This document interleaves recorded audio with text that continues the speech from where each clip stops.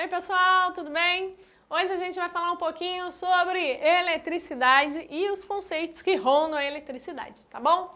Bom, primeiramente, quando a gente fala de eletricidade, a gente vai estar falando da energia elétrica, eletricidade elétrica. E essa energia elétrica, ela vai ser transmitida durante distâncias enormes, ela é gerada em um local e ela é transmitida por vários outros locais. E alguns materiais eles acabam transmitindo melhor essa energia elétrica. Esses materiais são chamados de condutores, porque eles conduzem essa energia. E nós temos também os isolantes, que eles não conduzem tão bem assim essa energia elétrica. E aí eu coloquei aqui uma imagenzinha só para mostrar isso para vocês. O condutor, por exemplo, seriam metais. As ligas metálicas elas conduzem super bem a eletricidade. Já os isolantes, como eles não conduzem bem, a gente tem, por exemplo, a borracha, o plástico, né? O plástico, dependendo do grau do plástico, não conduz tão bem assim. Então você pode ter um fio, por exemplo, um carregador de celular. Ele tem aquela borrachinha em volta dele, que não conduz tão bem assim, e dentro dele a gente tem uns metaizinhos que conduzem. A energia elétrica que sai da tomada, ela é conduzida por esses metaizinhos que existem dentro do fio. Quando a gente quebra um fio, vocês olham esse fio, dá para observar isso. Inclusive, se vocês olharem a pontinha do carregador, ela tem uma liga metálica. E quando vocês olham aquela outra, não vou chamar de entrada, mas o que liga ali no celular, a pontinha dele também tem uma ligazinha metálica. Enquanto isso, o resto todo ou é plástico ou é borracha. Por quê? Porque imagine se a eletricidade passasse por ali. Ela ia ser perdida. Parte dela não chegaria a esse celular. Então, a gente tem sempre um condutor e um isolante, por mais que a gente queira transmitir essa energia. Outros exemplos aqui de condutores, a gente tem a prata, o cobre e vários outros metais. Aqui nós temos essas imagens, olha lá, ouro, latão, alumínio, ferro, prata, chumbo, cobre, bronze, aço, tudo isso carrega bem a energia. Enquanto nos isolantes nós podemos ter, olha, borracha, plástico, vidro, vários canos de PVC, todos eles também impedem essa passagem tão boa da eletricidade. E para que um aparelho ele funcione, ele precisa receber essa energia. E aí ele vai precisar de duas coisas. A gente precisa ter relacionado ali a tensão e a corrente elétrica. Enquanto a corrente elétrica é o fluxo de eletricidade que passa ali, seriam os movimentos dessas partículas de eletricidade, os elétrons, que eles passam ali, a tensão, ela vai ser o que gera esse movimento. Então, aqui eu coloquei uma imagem também de torres de transmissão. Essas torres de transmissão, elas são responsáveis tanto por essa corrente elétrica como pela tensão elétrica que é enviada, ok?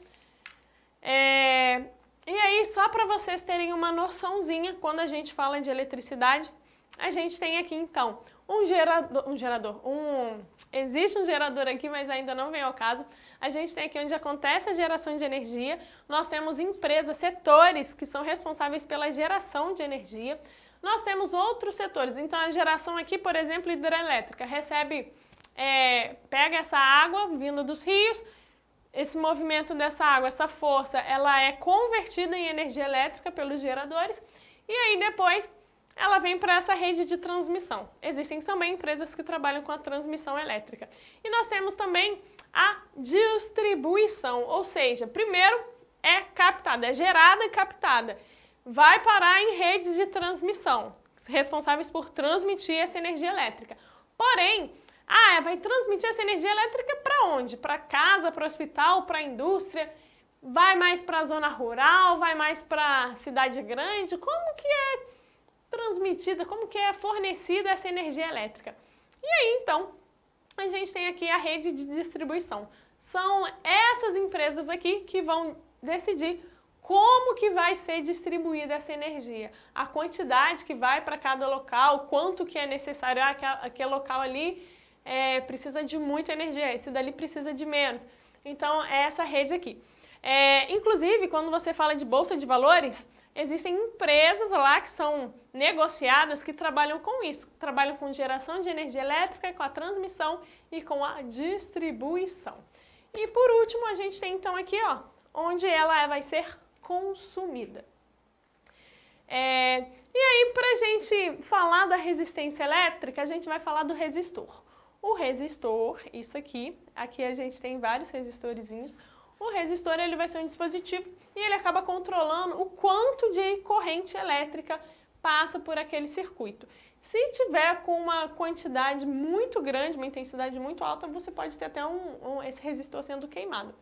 E aí essa resistência, ela vai servir para quê? Ela vai diminuir a velocidade dos elétrons que passam ali, que geram essa energia.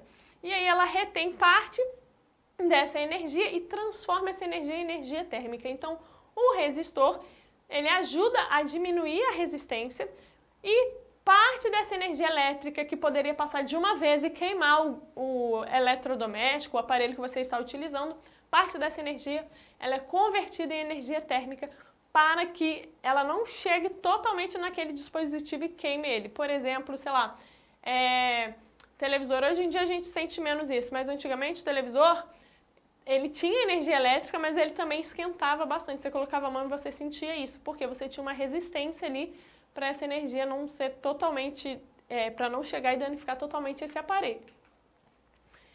Bom, e um conceito super importante, já que a gente está falando de eletricidade, vai ser o efeito Joule.